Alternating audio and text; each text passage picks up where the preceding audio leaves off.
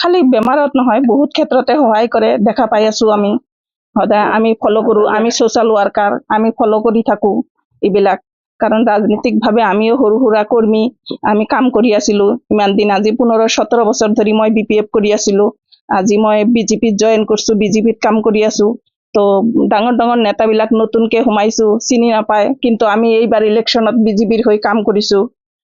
সেইবাবে সেই আশালৈ মই এছিষ্টেণ্ট ছাৰৰ লগত অলপ পৰিচয় আছিল মোৰ ৰিলেশ্যন মোৰ নাম গংগা ভৌমিক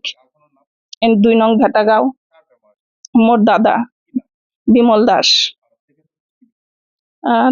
কিডনিৰ অলপ সমস্যা হৈছে আৰু হেৰি লিভাৰৰ সমস্যা হৈছে ফুলি গৈছে তো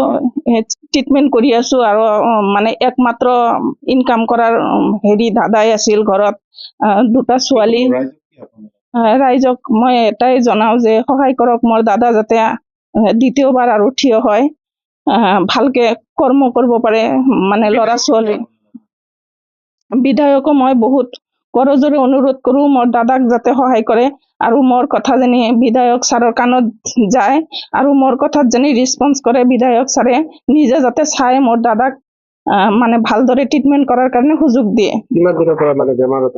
আজি 6 মাহ হৈছে বেছি হৈছে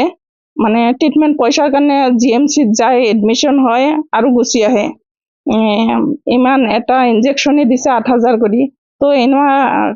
জিঅ'তৰ মানে খাওয়া হেৰি নাই ই একমাত্ৰ ইনকাম কৰাৰ অৱলম্বন সিয়ে যদি পৰি আছে তেনেহলে কেনেকে চলিব সংসাৰটো বহুত অচল হৈ গৈছে সংসাৰটো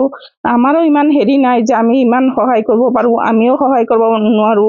তো মই ভাবছো বিধায়ক ছাৰৰ মই মোৰ দ্বাৰাই যদি এইখিনি সহায় কৰিব পাৰো মই গাঁৱৰো হলে মই এইখিনি কৰিব মানে কৰাৰ কাৰণে চেষ্টা কৰো আৰু এইটোতো মোৰ দাদা